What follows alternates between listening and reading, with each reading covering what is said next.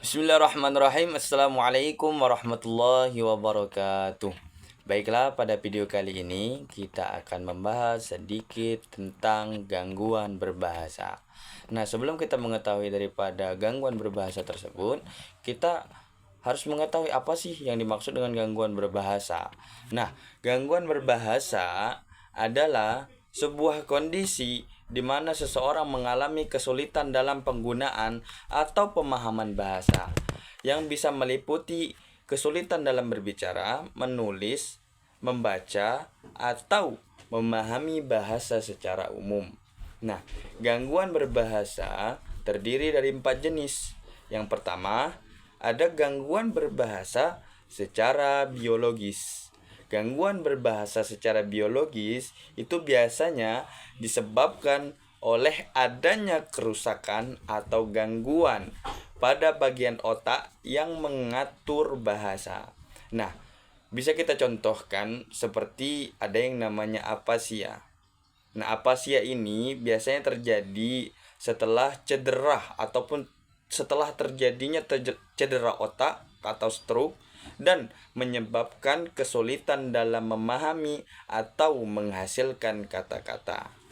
Dan yang berikutnya atau yang kedua ada gangguan berbahasa secara kognitif. Nah, apa sih yang dimaksud dengan gangguan berbahasa secara kognitif ini? Nah, gangguan berbahasa secara kognitif biasanya terjadi ketika seseorang mengalami kesulitan dalam memproses informasi secara efisien. Nah, termasuk juga yakni adalah informasi bahasa. Bisa kita contohkan seperti dalam kesulitan dalam mengingat kata-kata atau mengorganisasi pikiran untuk menyusun kalimat yang jelas. Yang ketiga atau yang berikutnya ada yang namanya gangguan berbahasa secara psikogenik atau gangguan berbahasa secara psikogenik. Nah, gangguan berbahasa secara psikogenik, gangguan ini biasanya terjadi karena faktor psikologi seperti adanya trauma atau kecemasan yang mempengaruhi daripada kemampuan seseorang dalam menggunakan bahasa. Dan bisa kita contohkan daripada hal ini adalah dapat berupa stuttering atau tachikalia di mana seseorang mengalami kesulitan dalam mengucapkan kata-kata secara lancar karena adanya kecemasan atau stres.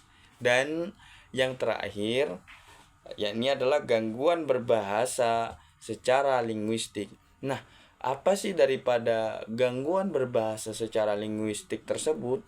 Nah, gangguan berbahasa secara linguistik itu mencakup kesulitan dalam aspek linguistik berbahasa atau aspek linguistik bahasa, seperti kesulitan dalam memahami atau mengidentifikasi struktur kalimat atau menggunakan tata bahasa dengan